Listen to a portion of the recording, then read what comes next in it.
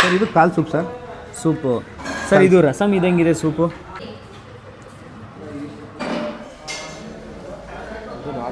ಕಿರೋ ಇವತ್ತು ನಾನು ನಾಡಪ್ರಭು ಕೆಂಪೇಗೌಡ ಕೋಟೆಗೆ ಬಂದು ಒಳ್ಳೆ ಮಟನ್ ಬಿರಿಯಾನಿ ತಿನ್ನೋಣ ಅಂತ ಬಂದಿದ್ದೀನಿ. 200 ರೂಪಾಯಿಗೆ ಒಳ್ಳೆ ಮಸ್ತಾಗಿರೋ ಮಟನ್ ಬಿರಿಯಾನಿ ಕೊಡ್ತಾರೆ. ತಿನ್ಬಿಟ್ಟು ಹೆಂಗಿದೆ ಏನು ಎಲ್ಲಿ ಯಾವ ಜಾಗ ಅಂತ ಹೇಳ್ತೀನಿ. ಈ ಕೋಟೆ ನೋಡಿದ ತಕ್ಷಣ ಯಾವುದೋ ಒಂದು ಕಲ್ಲಿನ ಕೋಟೆಗೆ ಬಂದವನೇ ಇವನು ಯಾವನಪ್ಪ ಹಿಂಗೆ ಮಾಡ್ತಾವನೆ ಸೈಕಾಗಿ ಅಂತ ಆ ಥರ ಎಲ್ಲ ತಿಳ್ಕೊಬೇಡಿ.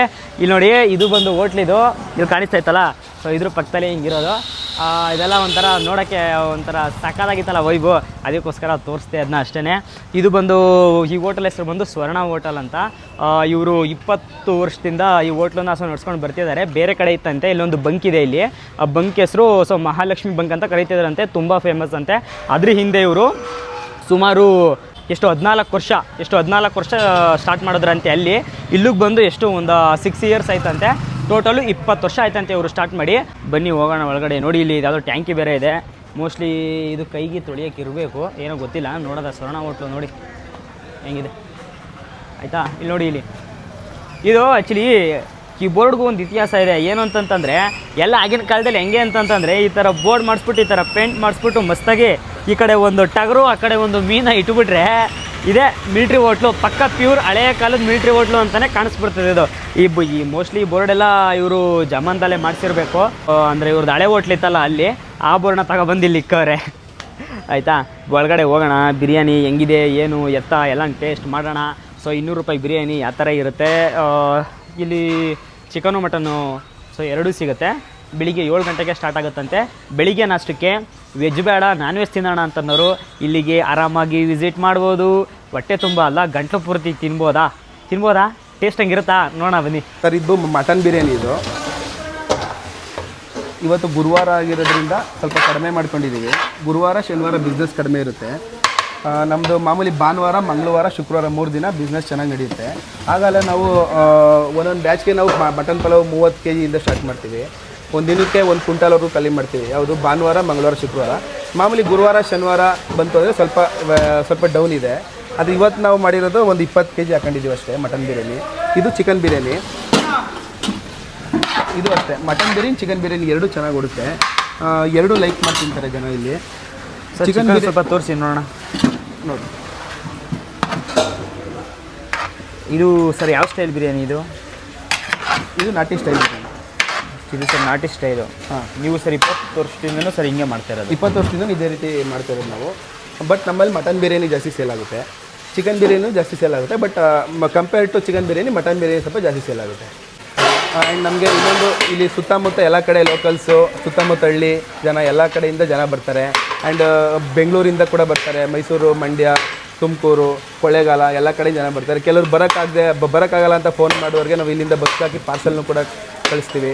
ಓಕೆ, ಇದು ಹಾಫ್ ಪಲಾವ್ ಕ್ವಾಂಟಿಟಿ. ಅಣ್ಣ ನೀವು ಹಾಫ್ ಫುಲ್ಲು ಅಂತ ಕೊಡ್ತೀರಾ? ಹೌದು. ಅಂದರೆ ನೀವು ಒಂದು ಹಾಫ್ಗೆ ನೀವು ಎಷ್ಟು ಪೀಸ್ ಕೊಡ್ತೀರಿ? ಹಾಫ್ ಪಲಾವ್ಗೆ ಸರ್ 3 ಪೀಸ್ ಕೊಡ್ತೀವಿ.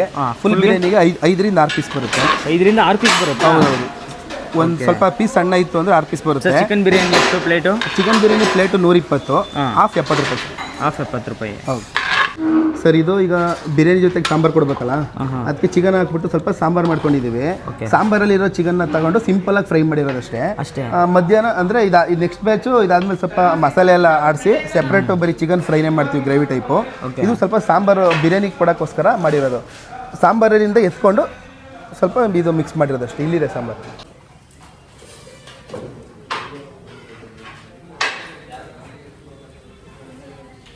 ಸ್ವರ್ಣ ಹೋಟ್ಲು ಅಂತ ಏನಕ್ಕೆ ಇಟ್ಕೊಂಡಿದ್ದೀರಾ? ಸ್ವರ್ಣ ಅಂತಂದರೆ ಒಂದು ಮೊದಲಿಂದನೂ ಅದು ನಮ್ಮ ತಂದೆ ಇಟ್ಟಿರೋ ಹೆಸರದು. ಮೊದಲು ಅವಾಗ ಯಾರೋ ಬೇರೆಯವ್ರು ರೆಫರ್ ಮಾಡಿ ಅದು ಇಟ್ಟಿದ್ದು ಅಷ್ಟೇ. ಈ ಜ್ಯೋತಿಷಿ ಎಲ್ಲ ಕೇಳ್ತಾರಲ್ಲ, ಓಕೆ ಓಕೆ, ಆ ಥರ ಹೆಸರು ಬಲಕ್ಕೆ ಬಂದಂಗೆ ಕೇಳ್ಬಿಟ್ಟಿದ್ದೀವಿ. ಸ್ಟಾರ್ಟ್ ಮಾಡಿದ್ಯಾರು? ಸ್ಟಾರ್ಟ್ ಮಾಡಿ ನಮ್ಮ ತಂದೆಯವರೇ. ನಿಮ್ಮ ತಂದೆಯವರು? ಸರ್ ನಿಮ್ಮ ತಂದೆಯವರು? ನಮ್ಮ ತಂದೆಯವರು ಇದೇ ಊರು ಮಳವಳ್ಳಿನೇ, ಇಲ್ಲೇ ಲೋಕಲ್ ಇರೋದು. ಸರ್ ನಿಮ್ಮ ತಂದೆ ಏನು ಮಾಡ್ತಾವ್ರು ಈಗ?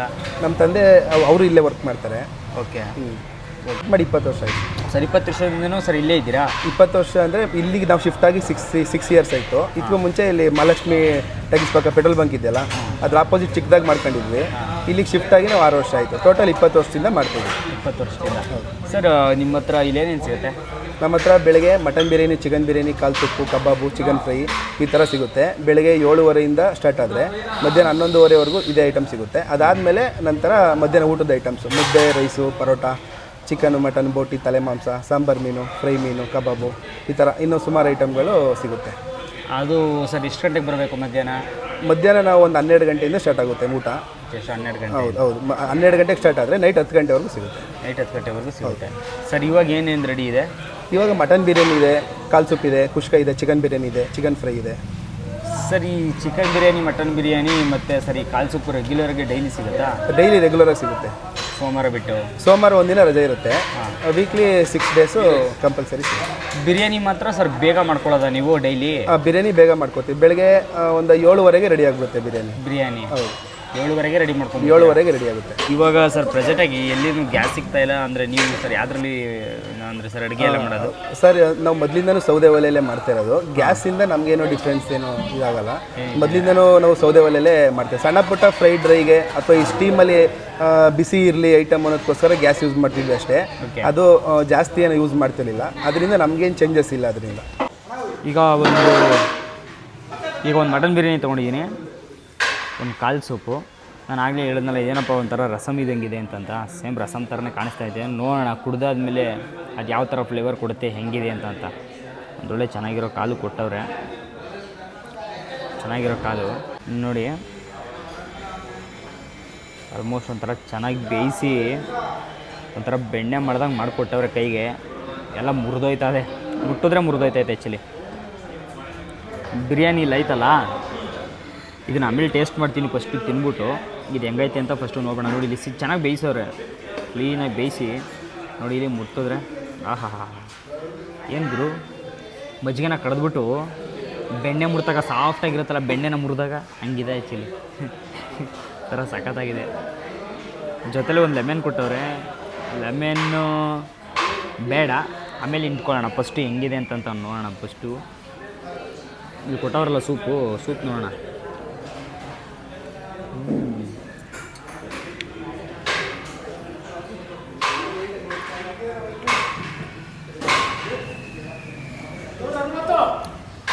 ಒಂಥರ ಸಕ್ಕತ್ತಾಗಿದೆ.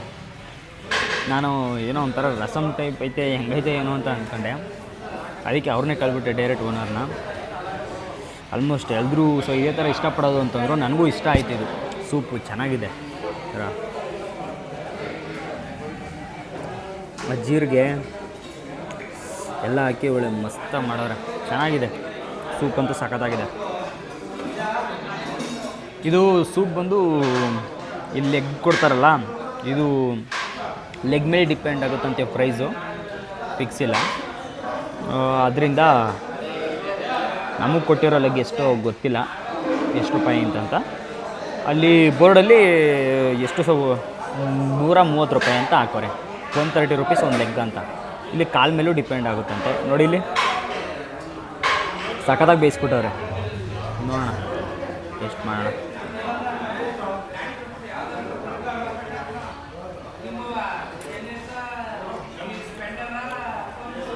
ಕಾಲು ಇಷ್ಟಪಡೋರು, ಸೂಪ್ ಇಷ್ಟಪಡೋರು 100% ತಿನ್ಬೋದು. ಚೆನ್ನಾಗಿದೆ ಸೂಪ್, ಸಖತ್ತಾಗಿದೆ. ಗಂಟ್ಲೂರಿ ಸೊ ಈ ಥರ ಏನಾರಿದ್ರು ನೆಗಡಿ, ಕೆಮ್ಮು ಈ ಥರ ಇದ್ದರೆ ಚೆನ್ನಾಗಿದಾಗುತ್ತೆ ಮಾತ್ರ. ಹೋಗುತ್ತೆ ಬೇಗ ಹೋಗುತ್ತೆ ಅನ್ನೋಕ್ಕಿಂತ ಒಂದು ಬೆಸ್ಟ್ ರಿಲೀಫ್ ಕೊಡುತ್ತೆ ಕಾಲು. ನೋಡೋಣ ಬಾಯಿಗೆ ಸಿಗ್ತದೆ.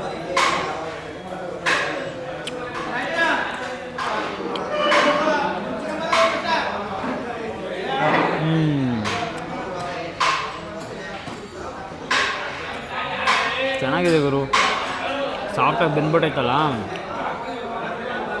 ನೆಕ್ಸ್ಟ್ ಲೆವೆಲು ನಿಜವಾಗ್ಲೂ ಚೆನ್ನಾಗಿದೆ.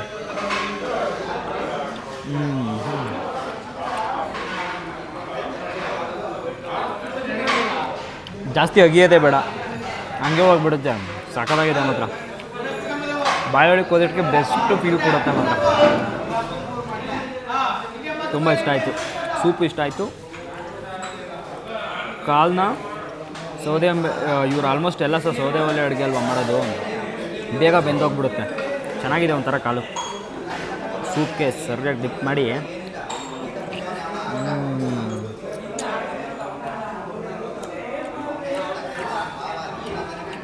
ತುಂಬ ಇಷ್ಟ ಆಯಿತು.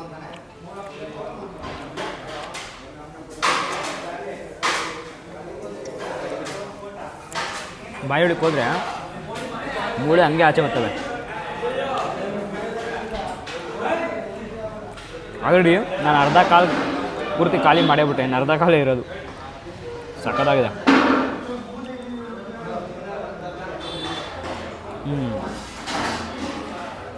ಇದಕ್ಕೆ ಇರಲಿ. ಈ ಪ್ಲೈನ್ ಸೂಪ್ ಐತಲ್ಲ, ಇದಕ್ಕೆ ಲೆಮನ್ ಹಿಂಡ್ಬಿಟ್ಟು ನೋಡೋಣ ಟೇಸ್ಟು. ಹಿಂಗೂ ಚೆನ್ನಾಗಿದೆ. ಲೆಮನ್ ಹಿಂಡಿದ್ರೆ ಯಾವ ಥರ ಬರುತ್ತೆ ನೋಡೋಣ.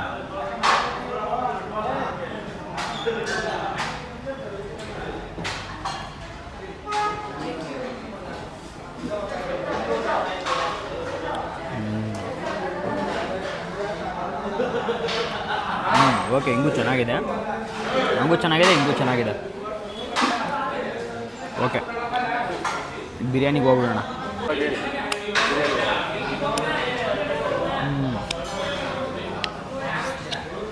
ಕೈನೇ ನೆಕ್ಬೇಕಿಲ್ಲ.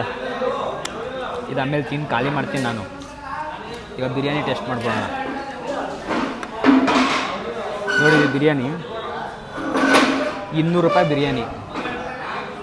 200 ರೂಪಾಯಿ ಬಿರಿಯಾನಿ. 1 2 3 4 ಒಂದು 5 ಪೀಸ್ ಕೊಟ್ಟಿದ್ದಾರೆ. ಮರಿಗಿರಿ ಎಲ್ಲ ಮುಸ್ಲಿಮ್ ಹತ್ರ ತತ್ತಾರಂತೆ ಇವರೇನೆ. ಸೊ ಹಲಾಲ್ ಮಾಡಿಸ್ಕೊಂಡು ಅವರೇ ಹೇಳಿದ್ರು. ಸೊ ಪೀಸೆಲ್ಲ ಹಿಂಗೆ ಹಾಕಿದ್ದಾರೆ. ಚೆನ್ನಾಗಿದೆ ಒಂಥರ ಪೀಸ್ಗಳದ ನೋಡಿ. ಇಲ್ಲಿ ಇನ್ನೂ ಸ್ವಲ್ಪ ಬೇಬೇಕಿತ್ತ, ಯಾಕೋ ಸ್ವಲ್ಪ ಟೈಟ್ ಇದೆ. ತಿಂದಾದ್ಮೇಲೆ ನೋಡೋಣ ಬೆಂದಿದೆ ಬಂದಿಲ್ಲ ಅಂತ. ಚೆನ್ನಾಗಿದೆ, ಪೀಸೆಲ್ಲ ಚೆನ್ನಾಗಿ ಹಾಕವ್ರೆ 200 ರೂಪಾಯಿಗೆ.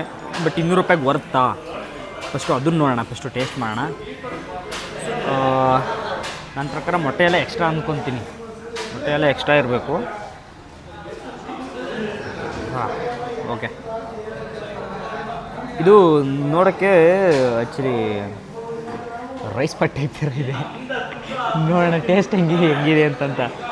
ಆ್ಯಕ್ಚುಲಿ ನೋಡೋಣ ಇರಿ. ನೋಡೋಕೆ ಹಂಗೆ ಕಾಣಿಸ್ತಾ ಇದೆ, ಬಟ್ ಒಳ್ಳೆ ರೈಸ್ ಹಾಕಿದ್ದಾರೆ. ರೈಸ್ ಎಲ್ಲ ಚೆನ್ನಾಗಿದೆ ನೋಡಿ. ಇಲ್ಲಿ ರೈಸು ಉದ್ರುದ್ರಾಗಿ ಚೆನ್ನಾಗಿದೆ. ರೈಸ್ ಚೆನ್ನಾಗಿದೆ. ನೋಡೋಕೆ ರೈಸ್ ಬಾತ್ ಥರ ಕಾಣ್ತಿದೆ. ನೋಡೋಣ ಟೇಸ್ಟ್ ಹೆಂಗಿದೆ ಅಂತ. ನೋಡಿ ರೈಸ್ ನೋಡಿ, ವಾವ್, ಸಣ್ಣಕ್ಕಿ ಅನ್ನ. ನೋಡೋಣ.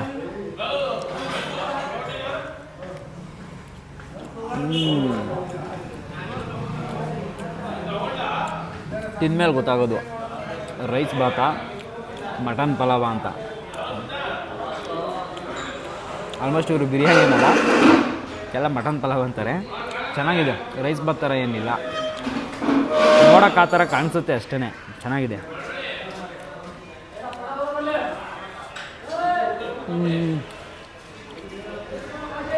200 ರೂಪಾಯಿಗೆ ಬರ್ತಾ ಅನ್ನೋದಾದರೆ ಸೊ 5 ಪೀಸ್ ಕೊಡ್ತಾರೆ. ದಪ್ಪ ಪೀಸೇನೆ. ಪೀಸು ರೈಸು ಓಕೆ, ತಿನ್ಬೋದು, ಏನಿಲ್ಲ.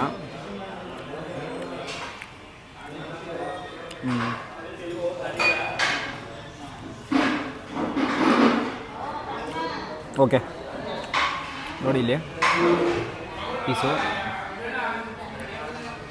ನೋಡಿ.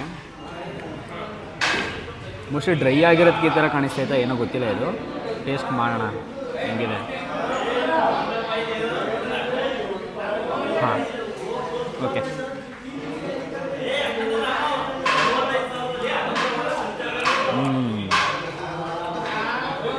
ಬೆಂದಿದೆ. ಬಂದರೆ ಬರ್ತಿಲ್ಲ ಅಷ್ಟೇ. ಬೆಂದಿದೆ, ಚೆನ್ನಾಗಿ ಬೆಂದಿದೆ.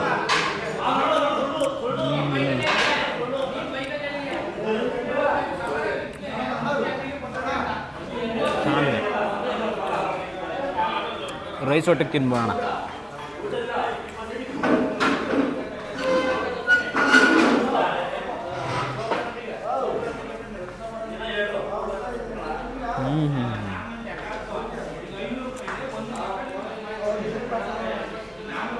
ಸೂಪರು.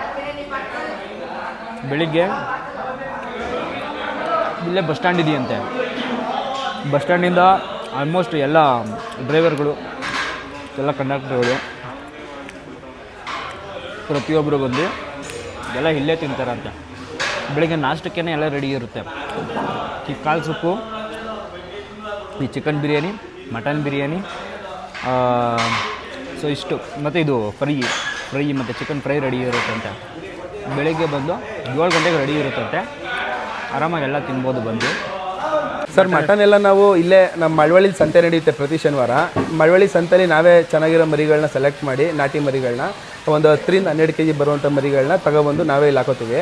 ಇಲ್ಲಿಂದ ಇಲ್ಲಿ ಮುಸ್ಲಿಮ್ಸ್ ಹತ್ರ ಡೈಲಿ ಒಂದೊಂದು ಕುಯ್ಸ್ಕೊತೀವಿ. ಅಲ್ಲಲ್ಲಿ ಕಟ್ ಮಾಡಿಸಿ ಇಲ್ಲೇ ಕುಯ್ಸಿ ಹಾಕ್ತೀವಿ. ಸೊ ಇಲ್ಲೇ ಕುಯ್ಸಿ ಹಾಕ್ತೀರಿ? ಹೌದೌದು ಸರ್. ನಿಮ್ಮ ತಂದೆಗೆ ಸರ್ ಎಷ್ಟು ವರ್ಷ ಎಕ್ಸ್ಪೀರಿಯೆನ್ಸು?